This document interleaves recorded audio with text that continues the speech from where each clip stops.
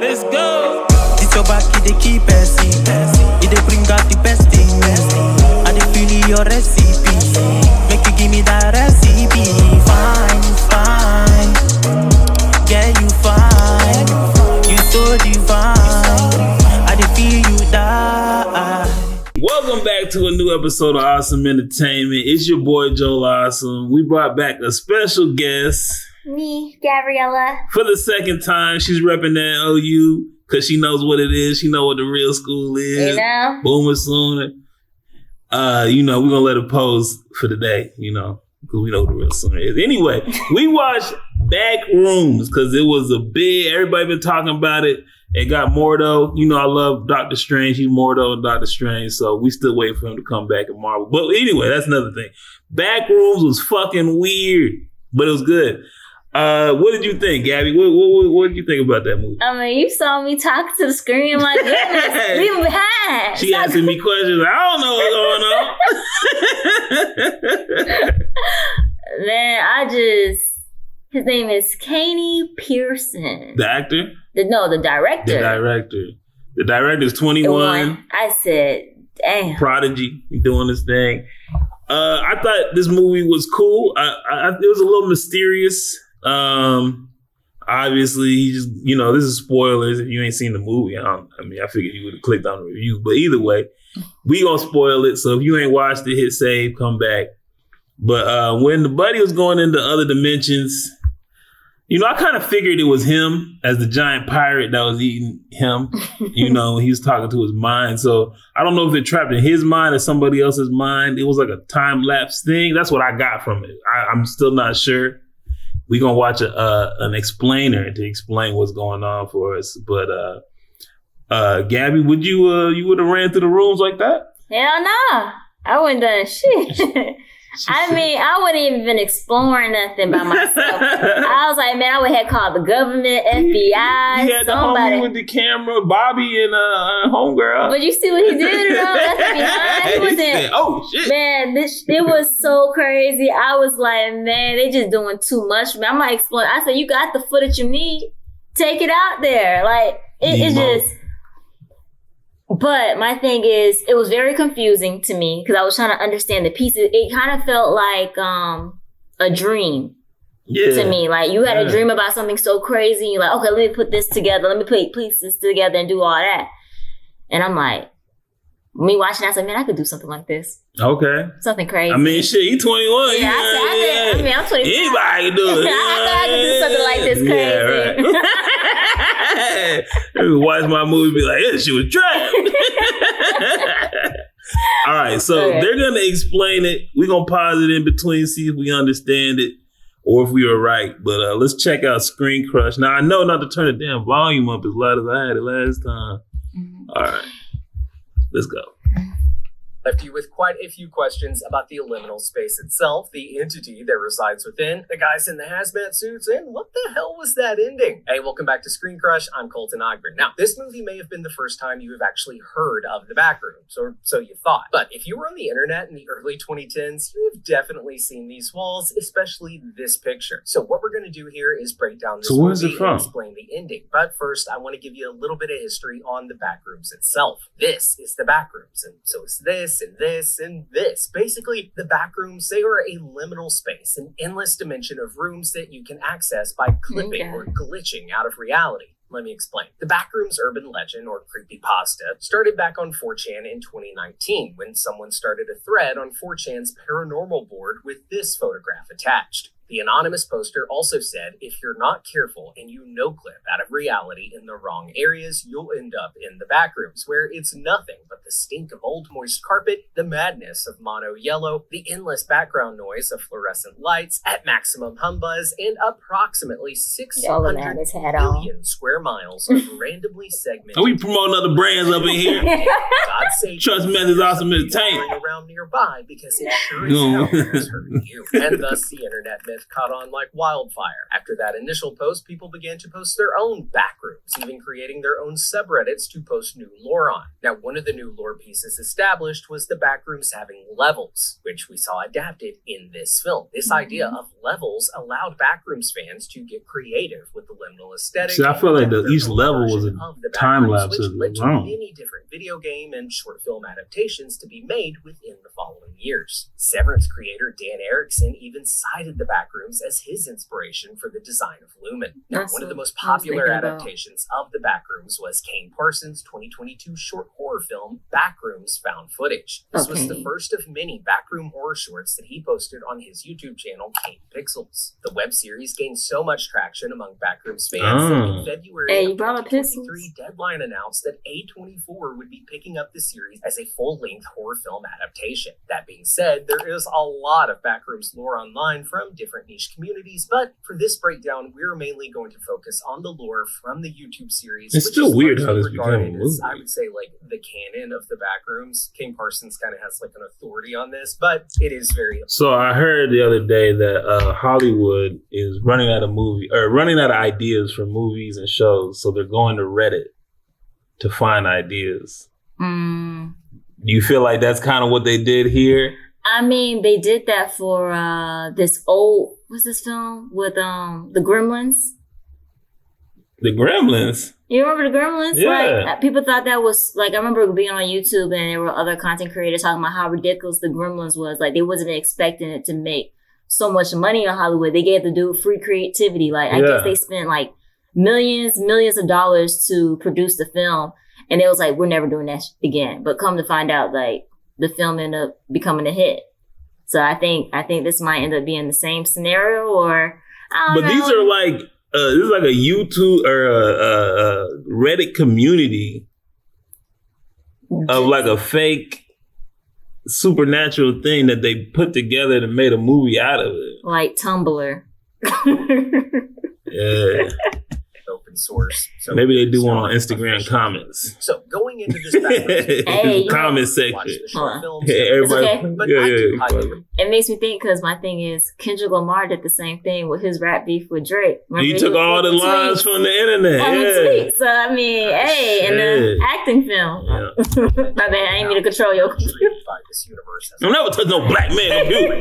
The hell wrong with you? This universe that Parsons explored that we are going to cover in this breakdown, like the organization Async. These were the guys in the hazmat suits, the research foundation that we briefly see at the beginning of the film as well as at the end of the film when Mary is found. Now, in the Backrooms series, Async started out as an MRI company, as Phil mentions in the movie. But in April 1988, 2 years prior to the start of this film, Async began to experiment with opening a doorway into the Backrooms. These doorways into the Backrooms are called low-proximity magnetic distortion systems. Yeah, I'm finna Stranger Things, these people, man. The Demogorgons come through here. Universe. These null zones are areas that connect to the real world, like the tapped out door underneath. I thought it was supposed to be 1990. Now, after 6 tests, Async was finally able to open a doorway to the Backrooms. That's what I'm saying. Everything's a time lapse. 1989. After this, the threshold remained open, causing a spike in missing persons and leading to a higher exploration of the Backrooms. Hey, Doug, by the way. Now, person, I am earning us some money. Oh, sweet. Carry on. Guys, he had the same phone case I had. The majority of ScreenCrush viewers are watching us on your TVs. And if you're like me, sometimes you just like to have the TV on while you're scrolling on your phone. And I'm sure a lot of you like to what I'm saying? I'm all about you getting your paper, bruh. We skipping that. We see the same no credit needed banner clipping out of the ceiling as we see later in this department store. Yeah. And I have to say that there is no better location for a backroom hub than a department store. The entire Backrooms lore started from a photo of a hobby store. The liminal space genre revolves around these uncanny in-between spaces, like a doctor's office waiting room, an abandoned mall, or a movie theater. Having Clark live in this department store is such a perfect way to show just how far deep into the Backrooms he truly is. But I'm getting ahead of myself here. So this entire scene, it is shot first-person POV, with with the researcher holding the camera, and I really like this detail because it calls back to not only Parsons' short films, but to a lot of the more popular Backrooms games like Transliminal and The Complex. I also really appreciated the way they were able to integrate the found footage aspects within the film itself. A big part of the tension behind analog horror or found footage is that it makes you feel like you're a part of it. I'm like, who holding the damn camera? POV shots like this. Man, she running, she jumping, shaking. There ain't nothing happening on the screen. There's nothing happening on the screen. It's just and then the light will flicker. Oh my God! Oh my God! Get me out of here! I'm like, hey, ain't nothing. We ain't see no monsters or nothing. Just crashing out. Oh my God, I hate scary movies. Anticipation. I don't like paranormal. We would have put you on the road. Mm-mm. You the lightest one, Gabby. We gotta let you down. Or the fear that Bobby felt as he was bring me some holy water out there. I also thought in the name of Jesus. That's what I'm saying. You ain't gonna let no Bible.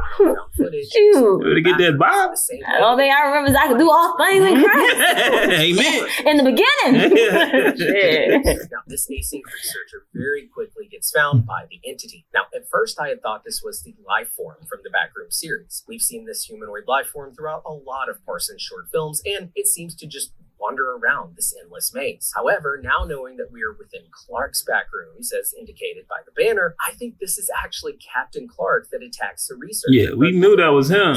I didn't know you caught down on that one. That looked like him. Childhood home is and he was a pirate. Mary is such an in the important commercial part of this film. Not only is she acting as that's why I feel like they were stuck in his mind. Like they're stuck in his mind or somebody else's mind or everybody's minds were mushed together. If you get stuck in there, it remembers you. Right? It remembered the white dude, but he had a bunch of faces. It remembered the other lady, but she was frozen until she took off to the pirate came. Then she woke up. She done got scalped. I feel like she should have ran with the scout lady. Yeah, she was tied up to the chair, remember? And he was over there wasting time. He untied one thing, and then the big dude came in. But I'm thinking to myself, like, so is this a sign like, hey, stay away from crazy people? Yes. That's what I've been trying to tell your ass. Shit. Secrets too, but she's someone who has been through her own journey. Mary has already escaped her backrooms, nearly literally, as we saw in that flashback. The only remnant she has of that old home was the rock handprint, which she later uses to escape the backrooms once more. And that ending battle is a literalization of their own personal mental struggles. That hand in the pavement also perfectly represents the physical. How you gonna let me relive my trauma like that? Memory and how it can be distorted over time. We're not seeing an actual human hand in the imprint of that cement, but still in a philosophical way, we understand that, hey, that represents this hand. And that's what we see a lot in the backrooms. It's not actual things, but off representations of things. Now, when Mary backward stop signs session, she mentions how the unhealthy behaviors people learn as children cause them to feel stuck in their daily life. And this may be what is causing Clark to act out. And there is no better example of someone stuck in their unhealthy behaviors, their backrooms, as Clark. Now, as I said earlier, I like that concept, but I think they could have made it more clear. He is neighbors with all his dark thoughts and faded memories. I just want to know what the hell they eating. Yeah, look at that. How the backrooms are rooted in our subconscious. I said this nigga here high on salt. Our own trauma and how easy it is to that drag bath others salt into the same unhealthy echo chamber when unchecked. Bobby and Kat are both examples of this. During the initial therapy session, Clark says that he's not alone, he has employees. And we see how heavily Clark relies on these two people who work for him. We see this when he hastily asks for their help. He could have brought his wife out there, and he leads them past several stop signs offering his ex-wife, his wife that left him. She don't want nothing to do with him. Kick him out the house. What we're doing here, Pat. And he paid the damn bills. Look. They finna kick me out my shit, and I'm paying the bills up in here. Hell nah. This, like I said, a domestic dispute. Call the police. Call the police because somebody get pushed off. No, now he lying. I would never. That's what he always say. I blacked in the mud. As well as I fell down the stairs. Clark has no interest This shit ain't no joke. Or so we think. We didn't actually see a body. When Clark fully assimilates with the Backrooms, leading Mary down there, where we see him playing family. With That's the others, face I was talking about. That Clark was the entity the entire I forgot time. who that dude Not was. Clark, Was it but the Captain Clark, electrician a dude? uncanny You talking version about Phil? of Clark's Yeah. pirate persona that he uses to sell Yeah. furniture. It's a literal That scene had you character of chuckling. rage and failure. He is the one that prowls the Backrooms. You know he hated that shit. Anyone who comes close. I am He architect. represents Of Clark's course, his trauma nightmare would be in his him mind. as the However, we should point out that I was Captain thinking it's like Clark man versus doesn't nature lash versus out man at versus the dinner self. table until after Mary gives Oh. Clark permission not to change. Yeah, Captain personally. Clark is Clark's inner demon, his inner entity taking him whole. There is nothing left of Clark but the monster that keeps spiraling and refuses to let go of the past and the memories that are better left forgotten. We also get a glimpse of Clark's past cruelty within this dinner scene from the reaction of one of the Backrooms people, aka Still Lifes. A still life is the name given The to each of the NPCs. entities within the Backrooms, as seen in Parsons' short film, Backrooms number 3, and in this film with the bearded still life, the Archibald Leland Stutter still life, and the redheaded still life. The Backrooms are made up of everything and nothing. It's a mismatch of our own memories corroding into one another. This place built, though. I was thinking there was someone near the beach. I said, how the hell seagulls get in Yeah, this seagull. motherfucker? Bush guy, cold and smooth survival Damn, skills. this damn ad. We got You can tell time. I need to get on the break, but Now, that being said, I think it's safe to assume that the redheaded still life is representative of Of his his first girl. wife, Yeah. Barbara, who had kicked him out. Other than being the only other woman we saw in the Backrooms, this still life. Even does his have second character. woman left his Barbara and ass. the still life being he scalped her.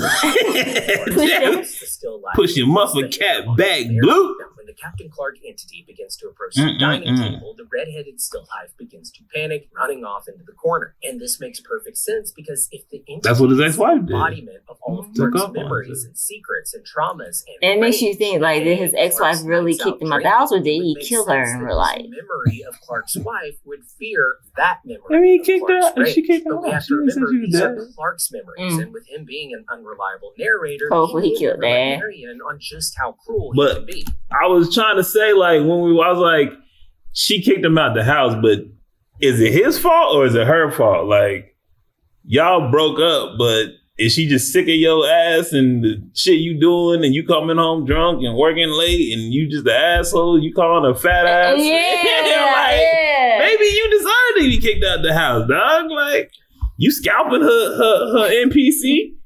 You scalped her and then put the scalp on the other lady's head. See, what threw me off, like, you remember there was like a background with the wall, like it had like the figure shadow of the captain dude. Mm-hmm. So I was thinking, Captain Clark. yeah, the Captain Clark guy. But my thing, it showed a body like, I mean, he should have known he was gonna die on that wall. It looked like the captain guy was already eating him and shit. I was like, ooh. Man, I would have killed that damn. I would have killed that thing. Now, Clark admits I ain't going out like that. change and that he feels safer. I'm dead. I'm like, I would have been fuck. grabbing some weapons up in there. I would have whipped my ass through that wall. I'll call the government ASAP. He feels safer going further and further into his own I'm like, memories, nah, I ain't finna do with this progressing shit. more and more, even if these memories have all slowly been dissolving away. It's a real mess, but also beautiful. So this entire dinner scene, it was really well done. If you're a horror fan, you know that when they sit down at a dinner table, shit's about to go down. And man, did both of these actors really deliver. So Clark and Mary, they begin to mirror a role play that they did during the first therapy session, with Clark reliving the night he was kicked out and Mary acting as his wife, Barbara. Yeah, Within never do no this stuff first like that. roleplay, Role play Clark's them apologetic about their for losing trauma. his temper, but he's Yeah. completely reassured by She- Mary. That ain't gonna work It's okay. out. That, however, is completely flipped in this version at the end of the film, where now we are seeing Mary chew him out for nothing ever being his fault. She tries to get Clark to see the truth. Now How he's he's talking not to his the ex-wife victim for real. of his life, when in reality, he's the Excuse me? person She tried her best to get him to escape the Backrooms, but he just continued to drag her and others deeper in with him. Again, the Backrooms representing his own trauma and anger that he just can't seem to pull himself out Yeah. of. Now, during Mary's grand escape from the Backrooms, I love the detail that though it stays Breakup's the supposed same to in boss the your ass up. aesthetic, it's clear that This the man got rooms trapped. he runs through are different from those in Clark's. Well, I think one thing that was like I liked about it is like he was like it remembers everything that was here, but it's also his memory. And if you think about how like people remember stuff, they don't ever remember everything exactly the way it was. Like if you tell somebody, "Yeah, I'm going to the mall on Tuesday to buy some shoes," they gonna say it something. "Oh, she going to the mall one of these days to get some shoes." They left out a pertinent piece of information And I think like when you start memorizing stuff or you like watch old videos, you're like, damn, I remember this, but it's a little bit different than I actually remember. Does that make sense? Yeah, I got you. So I think they did that kind of cool in the movie. Exterior, like the physical one that she tried to representation. geek out at as a child. The rooms themselves have more modern furniture, window chimes, couches, all stacked upon one another. This is indicative of more of Mary's life than it is Clark's. Now, the idea that we all have our own back rooms that begins to adapt to our memories is really intriguing, and it adds a lot of depth to the movie, showing how our own emotions, our own monster, can easily slip into someone else's back rooms. And that's a commentary on how we all affect one another. Essentially, you can easily slip into someone else's back rooms and take over their life. And that's what I think this area is that we see Mary run out to at the end. Visually, it's similar to Room 14D in the Backroom short Pitfalls, but metaphorically, it's representative of all of our shared lives and crazy outfit. backgrounds, all of the memories of one another that we have That's all the impacted. dudes used to be wearing it back in my day. When you let your entity take over your life, it's just that easy to break out of your own backrooms, your subconscious, and then into someone else's. And again, that's why Mary works so well as a character against Clark. When her childhood is revealed, we learn that she essentially grew up in a backrooms of sorts. Her mother even has the same sound cues as the entity within the backrooms. This is a character that has escaped her own backrooms and watched it get demolished and forgotten. And she is now working on pushing forward against another character who is just giving up. And it's actually sad. The only time that it truly seemed that Clark was ready to take accountability. I also think there's another element that reflects life. Her back rooms, she escaped because she was forced to. They destroyed her home and everything. So she was forced to escape her back room. He was never forced to do it. And if you think about people, they don't ever change unless some shit hits the fan and they are forced to change. But when they stuck in that bad habit, they want to change, but they don't know how to. They just keep going in circles. I like how you word it. I'm gonna stick with that. Okay. I'm gonna stick with that. I ain't gonna say nothing. Okay. I'm gonna stick to that.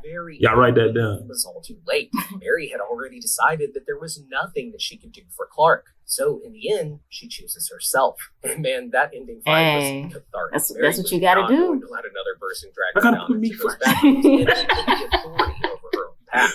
Using that last remnant of her traumatic childhood, she breaks free from both the entity and that song that as the well as Mary, baggage of her the mother two that's sisters been did. holding her back. I gotta get So my now shit onto that. together because I got some place to go. She had her shit together. You brought me into this Works shit. for the Async Research Institute, which I mentioned Like, earlier. him getting Now, kicked out of the during house wasn't discussion enough for of him. The Backrooms, Phil mentions how the company started. Mary very likely got away, or at least isn't fated to be left in the Backrooms forever. But the important thing to remember about the fun of the Backrooms is that it's up to everyone's interpretation. Everyone has their own personal backrooms. So a copy because of her. everyone has their own unique nostalgic memories. The only ending for this film that Kane Parsons actually shot down was the "it was all a dream" type ending. But other than that, Oh, I hate Mary away. that shit. Mary could have died in there. Mary could have. It better not be escaped. all a I dream. think the what if of it all adds to the mystery of the story, and that was another aspect of the film that we really liked. It allows the audience to come to their own conclusions about these characters and have fun discussions about the film after the fact. We open this film on two people that we should immediately be sympathetic toward: a woman watching her childhood home be destroyed, and a man dealing with bills and graffiti on his local business. We're not led to see Clark as the villain until the very end, because in reality,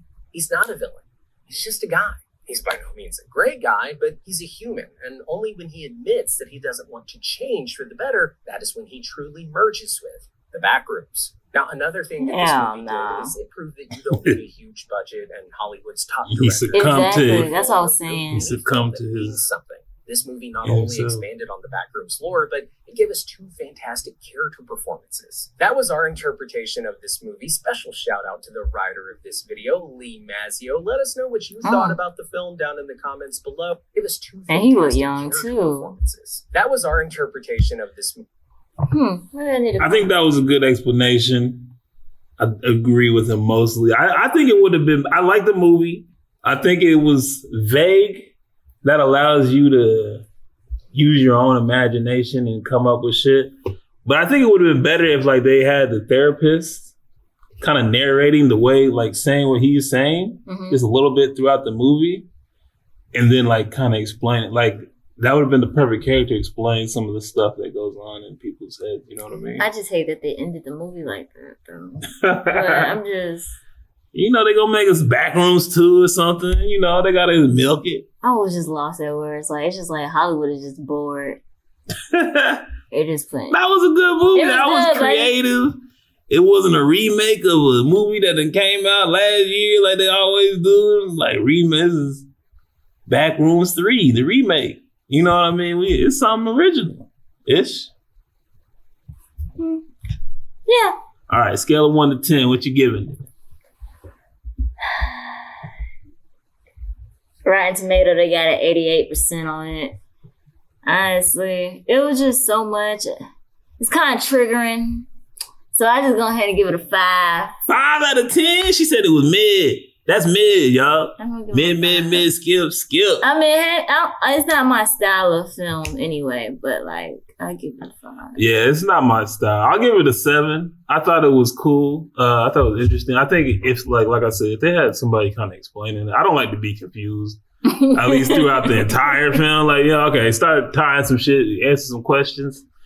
I don't want everything to be, you know, up to me, but I'll give it a 7. If it explained a little bit more, I'll give it an 8. It really wasn't scary though. It wasn't scary. It just kind of like a thriller, but it was scared of me. Hey, yo, you was scared. You scared. A shadow, a light flicker. I was like, yeah, Joe, you seeing this? That man bit that man's shoulder. She said, that cameraman ain't help nobody. But yeah. Either way. Thank y'all for watching. Hit like, hit share, hit subscribe. Deuces. Yeah. Out this beach. Don't play with my patience, man, they gone with the flow when they tryna fake it. That's not the way I roll, that's not the combination. You start off with the dough before you start the conversation. No one start the salutations, man, don't play with me. I'm coming from a place they would hate to be. I'm going through a phase you would hate to see. They say this life's a trip, ain't no telling where it's taking me. When you on the edge and you make your next move, better be your best. Before you throw it to the depths, better reinvest. Man, I count every moment and count every step, so I know I'm blessed. Now it's